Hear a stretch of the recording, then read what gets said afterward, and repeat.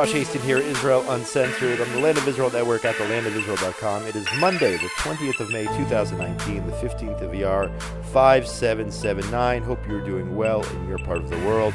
Don't forget, you can always get in touch with me during the week, Josh at thelandofisrael.com, on Facebook, Joshua Hasten, or my page, Josh Hasten, Israel Advocacy and Journalism, on Twitter at Josh Hasten, and on Instagram. So the biggest news this week coming out of the Jewish state of Israel was Eurovision, the Eurovision 2019 Song Competition, which was won by the Netherlands. Israel finished in, I believe, 23rd place. Just in a few minutes, we're going to be speaking to Avi Abelow from Israel Video Network, 12 Tribe Films, Israel Unwired. We're going to talk to him, get his insight on Eurovision, his thoughts on the competition, which was just held over the weekend. So it's supposed to be just about the music, but of course that didn't happen, with politics rearing its maybe ugly head into the competition. The first instance was Madonna, who should be applauded, I think, for coming to Israel and not giving in to the BDS haters. So on one hand, it was great to see that she came here, even though I was definitely not into her performance. But that being said, in the performance itself, she had two of her dancers, one of them with an Israeli flag on his back, another one with a flag of the Palestinian Authority. The European Broadcasting Union released a statement saying that that was not approved, not authorized. So Madonna, I guess, striving for some kind of peace between Israel and some entity, which would ultimately be an entity of terror, deciding to make a statement there, perhaps trying to pacify those who were against her performance here. So you had that. And then you also had this outrageous group from Iceland, but you knew that they were going to do something. I mean, leading up to the competition, they expressed their displeasure at the Israeli government and Israeli policy. So as the votes were being counted, the three very unusual individuals from Iceland held up a flag of Palestine, or a scarf with the word Palestine on it. Also a political message there. But they did poorly in the competition, and they will soon be forgotten. Just a nutty group from Iceland with just an outrageous performance. And, of course, everyone on social media saying that if they would dress the way they dressed and actually went into, let's say, Gaza, they would be thrown off the roof for the way that they looked. And apparently they were members of the homosexual community, also would earn them a trip off a roof in Gaza. But that is the irony of it.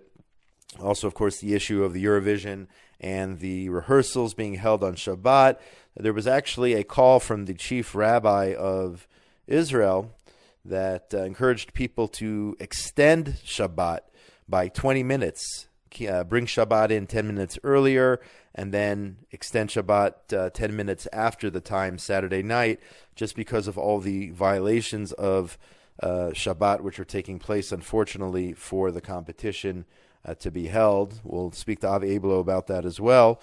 And but at the end of the day, also the real winners of Eurovision is the Shalva band, an unbelievable performance which they carried out on Thursday night during the second semifinal. The Shalva band, if you haven't seen them, this is an unbelievable group. People with different disabilities here in Israel coming together, and they actually tried out for Eurovision, wanting to represent Israel, and they pulled out of the competition on principle because they would be forced to perform on Shabbat. And I believe they would have won. They could have won the whole thing. And then we'd be talking about hosting Eurovision in Israel in 2020. It wasn't meant to be. I mean, we need to fix this situation. Israel, I believe, should have told the Eurovision committee, we're happy to host, but let's do it on Thursday. Let's do it on Sunday. There has to be a way in the future to accommodate everyone's religious beliefs. So that's Eurovision. Again, we'll speak to Avi about it a little bit more.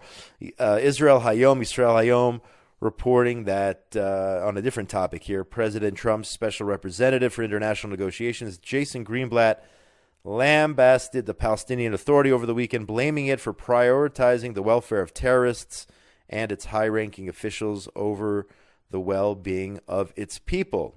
Greenblatt began his attack with a tweet in which he shared a Palestinian Media Watch report showing how PA officials were receiving medical care in Israel because the PA was depriving its own citizens with the right to get proper health care by denying them the option of getting treatment in places like East Jerusalem. Where's the money going? The money's going towards this pay-to-slay program instead of going towards the medical care of those living under the Palestinian Authority. So Jason Greenblatt taking to task the Palestinian Authority, saying the following: the PA can pay hospital bills if it doesn't give money to terrorists for its pay-to-slay program. Dig deeper, folks. Not all is what it seems. And Greenblatt tweeting with a link to the PMW report. Now, I don't understand why Israel treats Palestinian Authority representatives in its hospitals. Jabril Rajoub apparently receiving treatment. Jabril Rajoub, of course, a terrorist in the Palestinian Authority, head of their Olympic Committee and soccer representation, or football, if you will. But why is Israel treating these people? Okay, they have a pay-to-slay program encouraging and inciting towards violence and the murder of Jews and others here in the land of Israel. Why are we treating terrorists in our hospitals? After attacks, why are we treating terrorists after they try to carry out attacks or try to murder Israelis? Send them to hospitals. Let the Palestinian Authority treat them. Israel should fit the bill. The taxpayers of the state of Israel should fit the bill for terrorists to be treated in our hospitals after they try to murder, or a terrorist with a record throughout his life being involved in terror activity. Jabril Rajoub I'm referring to. I don't get it. I think that's the bigger issue here, is why does Israel even get involved in this stuff and allow these terrorists and others in Saeb Erekat in the past and others, members of Hamas, family members receiving treatment, medical treatment in Israel? We open our doors for that. Is that really the moral thing to do? I think that's the immoral thing to do. You may disagree with me, but I think that the families of terrorists and terrorist supporters and terrorists themselves should not be given our medical care. Moving on here, the Jerusalem Post talks about the now infamous Al Jazeera video, which was published several days ago and soon after taken down. A video that came out on Al Jazeera questioning the Holocaust, claiming that the Zionists benefited from the Holocaust. Reported here by the J Post, Al Jazeera posted a video on Friday that questioned the truth of the Holocaust, asserting that the Zionist movement benefited from it. Video taken down, claims it violated the editorial standards of the network. I heard this morning that several people were suspended by Al Jazeera over the video. It was promoted in Arabic, saying the following: gas ovens killed millions of Jews. That's what the story says. What is the truth of the Holocaust, and how did the Zionist movement benefit from it? Al Jazeera asks. Screenshots show elements of the video and the tweet. A woman who claimed to have taken part in making the video tweeted, "Did Hitler kill 6 million Jews? And how did Israeli occupation benefit from extermination?" Again, just to be clear, this was a tweet to promote the video. She also asked if Hitler had cooperated with Zionism. And then the link to the original Al Jazeera tweet had been deleted. So you have the video, and then you have I guess this is the editorial staff of Al Jazeera asking on Twitter these questions. How many Jews were killed? How did it benefit the Zionist movement? So just repulsive out of Al Jazeera. Video removed and people suspended. But, you know, let's see what that really means. Al Jazeera reporters or whoever put together these videos and these tweets, let's see what that really means, a suspension. What are they suspended for 2 hours? What are they really going to do about it? Arutz Sheva Israel National News reports that Shabbat was held this past Shabbat in the destroyed Samarian community of Chomesh, 14 years after the destruction during the 2005 disengagement, so-called disengagement, the expulsion from Gaza and the 4 communities in northern Samaria. About 300 young people from all over the country flocked to the destroyed community of Chomesh in Samaria It was called the Shabbat of the Land of Israel. An initiative has been taking place for several years in order to connect the youth to the values of the land of Israel. Now, just this week, several prominent MKs, members of Knesset, including Speaker Yuli Edelstein, visited Chomesh, and there is talk now about taking back that ruling, which called for the expulsion of Jews from those four communities in northern Shomron, along with the communities in Gush Katif, but specifically those communities in northern Samaria. They're still under the control of the Israeli military, if I'm not mistaken. So why not rebuild those communities? You know, sometimes people make mistakes, and you can repent for those mistakes. Let's rebuild those communities in northern Samaria.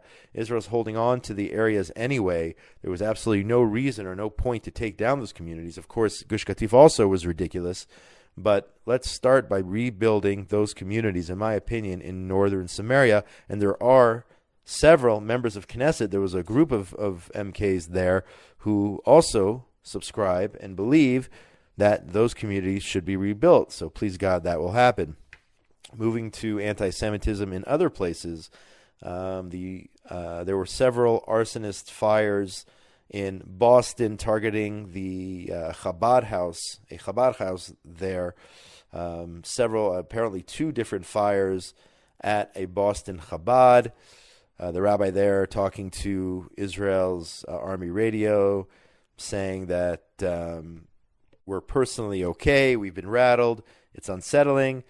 I've been unable to sleep the last several nights. His name is Rabbi Avi Abelow, whose Chabad was targeted by Jew haters over the last week or so. And his message was, despite this hate, we're going to continue to showcase the light and beauty of Judaism, continue to spread Judaism.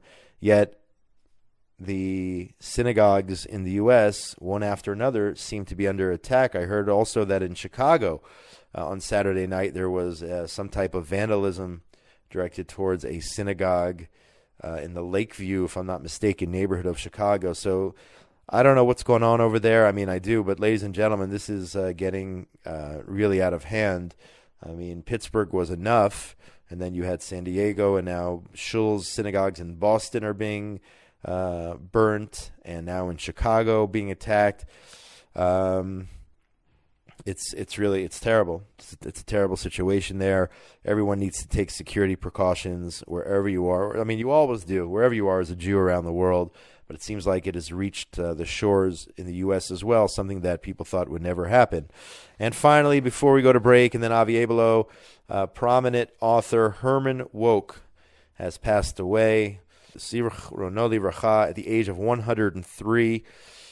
Wouk, whose World War II experiences provided the foundation of his bestseller, The Caine Mutiny, and two epic novels about the war, died on Friday at the age of 103, according to his agent.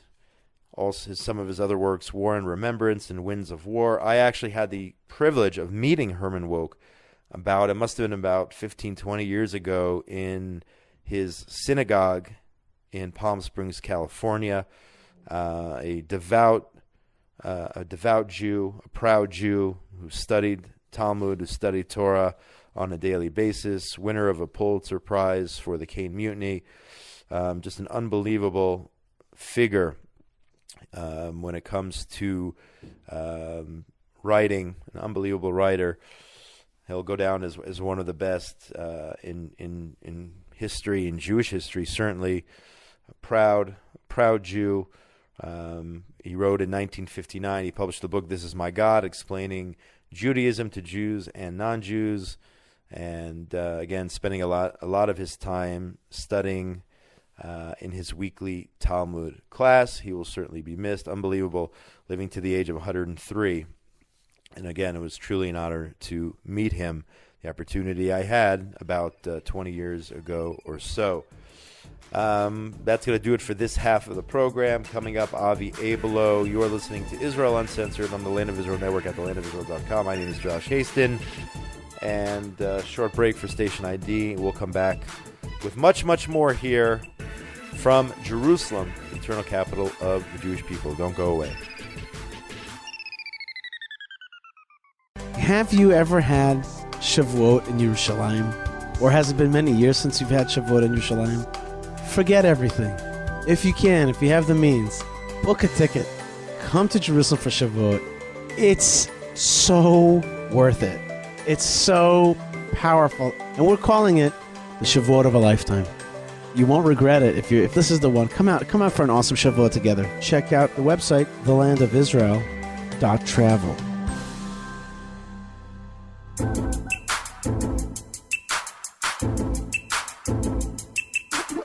And we are back. Josh Hasten here, Israel Uncensored, on the Land of Israel Network at thelandofisrael.com. It is Monday, the 20th of May, 2019, the 15th of ER, 5779. And during the first part of the show, we talked a little bit about Eurovision. So my next guest yesterday, I saw on social media, recorded a video giving his take on Eurovision, whether it's good for the Jews, bad for the Jews, good for Israel. Avi Abelow, founder of Israel Video Network, also 12 Tribe Films. Israel Unwired, you can check out his amazing commentary there. Also, you can subscribe to his feed on Telegram. Avi, welcome back to Israel Uncensored here on the Land of Israel Network at thelandofisrael.com. It is always a pleasure speaking to you, Josh. Good morning. Good morning to you. Hope you are doing well. So yesterday I saw you put out a video, I believe it was on Facebook, explaining or sharing rather your thoughts on Eurovision. Of course, this past weekend in Israel, Eurovision, 200 million watched the competition around the world. It did a lot of good, some believe, for Israel's hasbara, if you will, public diplomacy efforts, painting Israel in a positive light, sharing some of the beautiful sights throughout the country. And so that's the positive, and then there's some negative as well, mainly the fact that a lot of Jews here in the land of Israel were forced to violate Shabbat in order to prepare for the Eurovision, which started just 2 hours after Shabbat here. So I want you to please share some of your insight, which you started to do yesterday on social media, in regard to the pros and cons of Israel hosting the Eurovision 2019. Sure. Well, I have a pretty nuanced approach where, on the one hand, while I'm not against Eurovision being hosted in Israel, and I definitely see the upside and understand the upside for Israel's image with 200 million people around the world watching this program, which was really top quality. I think like the best produced Eurovision ever that really only Israel is able to do.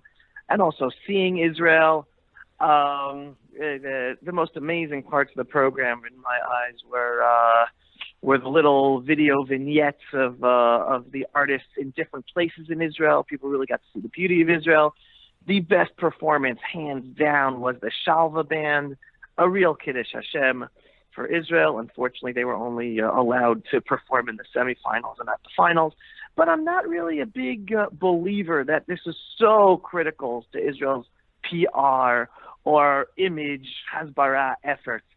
Does it help a bit? Yeah, it helps a bit. Does it change people's minds a bit? But it might, some individuals. But I view myself as a realist, understanding that the attack and the growing hatred towards the state of Israel as the representative of the Jewish people, not only is it's not stopping, it's going to continue to grow. And no big PR effort like Eurovision is going to stop that. Unfortunately, my understanding of anti-Semitism is that it has always existed and it always will exist. And therefore, no matter what we do or what we try to do, it might make a tiny dent, but it's not going to make a major dent. And the more important thing than always being worried about our image is standing up for the values that we as a people, as a nation, should be standing up for, especially with Israel as representative of our peoplehood and nationhood, and in that way impact the world in the best way possible. So to me, the biggest missed opportunity of Israel hosting the Eurovision was hosting it on Shabbat. And I'm not talking about from the religious perspective or because the holiness of Shabbat, I'm putting that all aside for a second because I truly believe the impact and the unbelievableness of Shabbat is the message that God brings the Jewish people through us to all of humanity, that there should be a day of rest for all.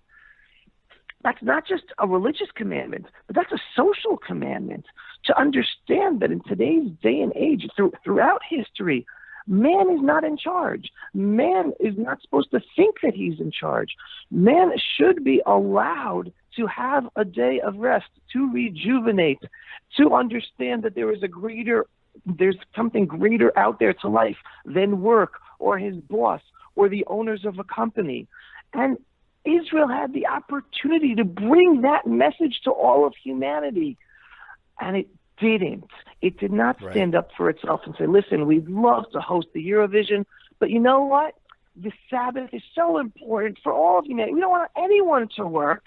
And this is a message to all of humanity, not just for Israel. So let's push it off by a day. And it's interesting because the problem of the Eurovision, it wasn't hosted on Shabbat, but they have a rehearsal that's mandatory the night before. So even though the show is Saturday night, the mandatory rehearsal is Friday night. So the Shalva band was supposed to be the representative of Israel, and it was forbidden to be the representative of Israel because they would not have been able to be at that mandatory rehearsal Friday night. And if only Israel would have stood up for our own pride as a nation and the values we represent, I believe that is 1,000,000 times more effective and more powerful and more influential than a PR event. I think because you're that's right. the message people internalize. I think you're right. I think if the event was pushed off till Sunday and we actually had the Shalva band performed, if people may not be aware, the Shalva band is a group of people with disabilities who joined the competition, and they got, I believe, all the way up to the semifinals in order to represent Israel at Eurovision, and then did the moral thing by pulling out, realizing that if they won, I think they actually got to the finals, if they won, they would have had to do that rehearsal on Friday night. But what is interesting, and this I heard yesterday, I believe it's journalist Sivan Rahav Meir, who said something to the effect of, she asked, what would happen if Eurovision was slated to, if it came out on Israel's Memorial Day, Yom HaZikaron? There is no way Israel would host, or Yom HaShoah, the Holocaust Remembrance Day. There's no way Israel would be hosting Eurovision, a song competition, on Yom HaShoah, on Yom HaZikaron for our fallen soldiers. So that being said, if Israel would never host on those days, then Shabbat should be on that level as well. And I think she put it in an amazing perspective to say that.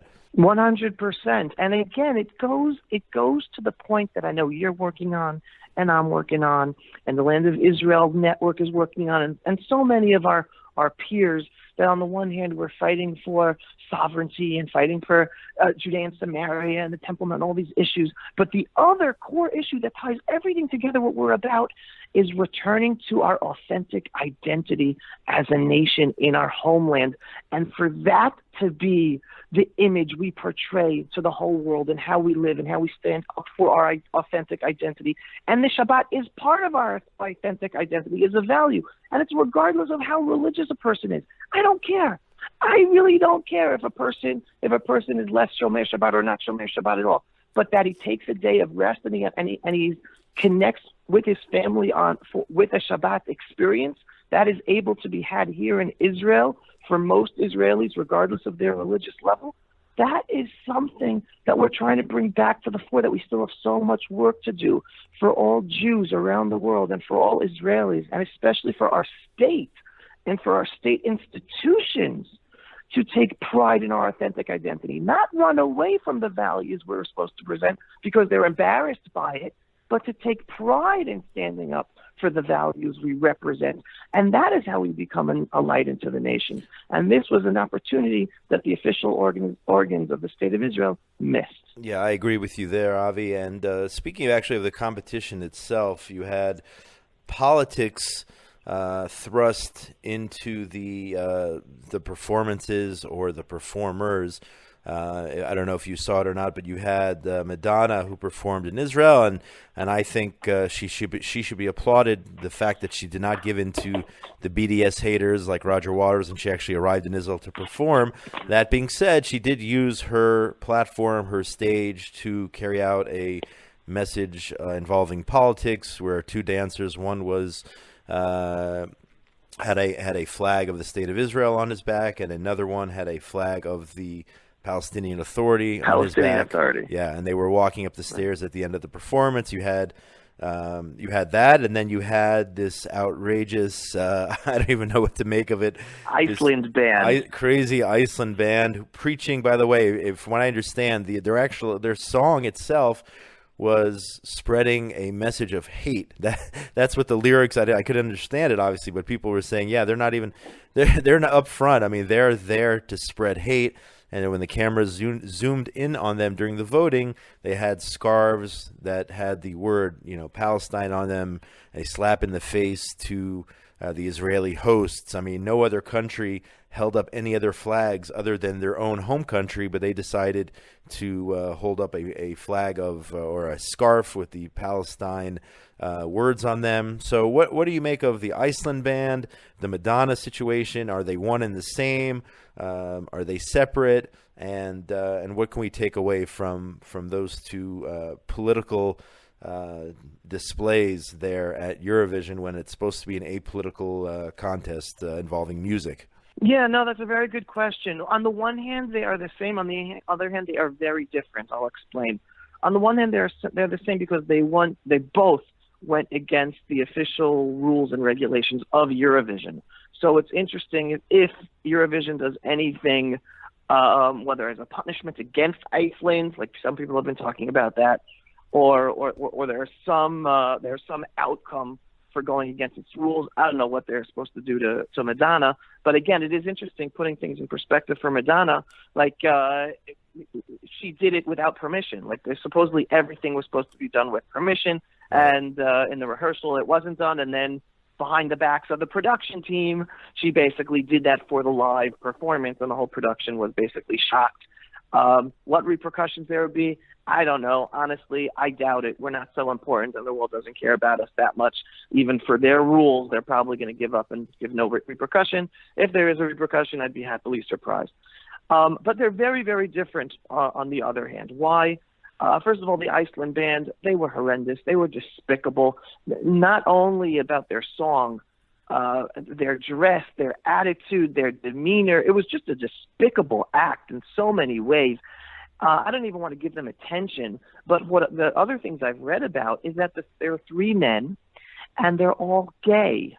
So the irony of irony is either you have three men who are all gay, putting on a political stunt, supporting an entity that would throw them off the roofs and kill them. Right. It's like the irony of the world is like God like puts like this mirror up in front of us, and most people are asleep, like not understanding the irony. So that was definitely hate for Israel. Iceland is a tiny country. I heard 200,000 people live there. I heard 350,000 people. It's a tiny country. The act was despicable. I'm not for giving them any more attention. Let them die off in the PR world, and no one give them any attention whatsoever. They're really a speck on the earth. Madonna, I actually saw the performance. I wasn't excited about watching Eurovision. I wasn't planning on it, but I had family members watching it, so I was watching with my family. And I remember all of a sudden, first of all, her act was terrible. It was so sad. Yeah, it was so really sad bad. To see Madonna it was really bad. Really, really bad. I felt really bad for her. But in the middle, all of a sudden, in the middle of her performance, the dancers take off like an outer layer of their dress, and then they have a lower layer.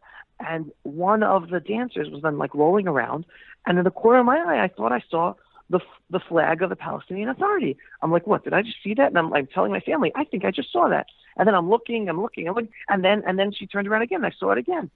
And then I'm like really mad, like, oh my God, did this dancer do this on their own as a political act? Is that Madonna doing something? I have no clue, but I was really upset.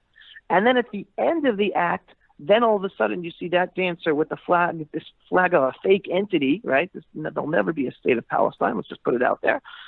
She then puts her arm in the arm of a male dancer who in the end had an Israeli flag on his back. And then they walk up together. So my analysis of this is basically Madonna was trying to cover her tuchus. Very simply, she was getting a lot of flack for performing in Israel, and she put herself out there saying, I'm not letting politics get in front of music. I'm performing there. And basically she put this so-called pseudo-peace message illegally in her act to try to make everyone get off her back and say, okay, she's really about music and she's not getting around in politics. She's not supporting Israel by being here. She's not anti-Israel by not being here. And that was her little PR stunt to make her way in the artist world. So while I think it was wrong, she obviously went against the rules. I don't like it. I'm not as upset at Madonna per se for doing that, and that's how I differentiate between the two episodes. Well, in the end, Israel did not have a great showing. I think Israel finished 23rd, so we will not be hosting next year's competition. And I think we might have had a very good chance to do so if Shalva would have been in the performance and would have won.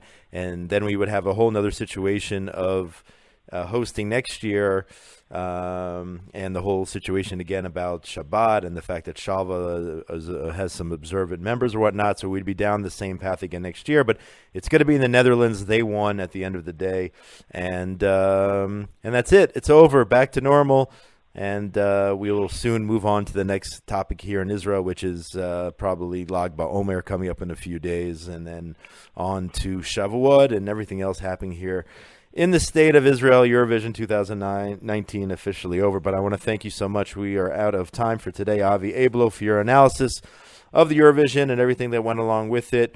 Check out Avi Abelow on social media. You can find him also via the Israel Video Network, 12 Tribes Films, Israel Unwired, and now subscribe to Telegram. Avi, I just subscribed to your Telegram feed, so I encourage everyone else to do so as well.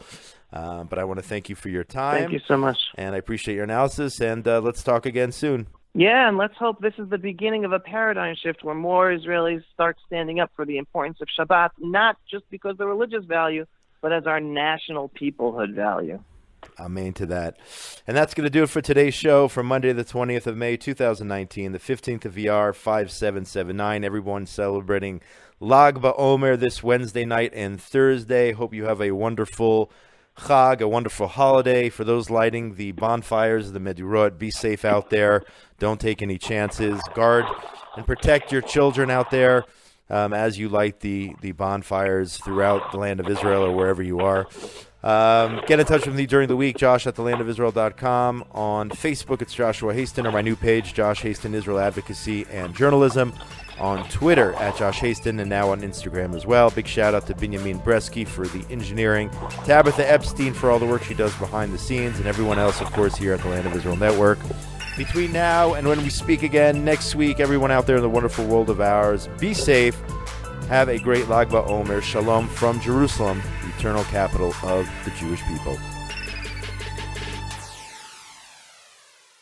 Hi, everybody. Eve Harrow, host of Rejuvenation. Join us on the Land of Israel Network for the Shavuot of a Lifetime, where I will be giving a special class that weekend and guiding Herodian on Monday as the bus goes out to the farm. So join us for the Shavuot of a Lifetime in just a few weeks. Thursday through Monday, June 6th through 10th, 2019 at the Jerusalem Mount Zion Hotel. Looking forward to seeing you.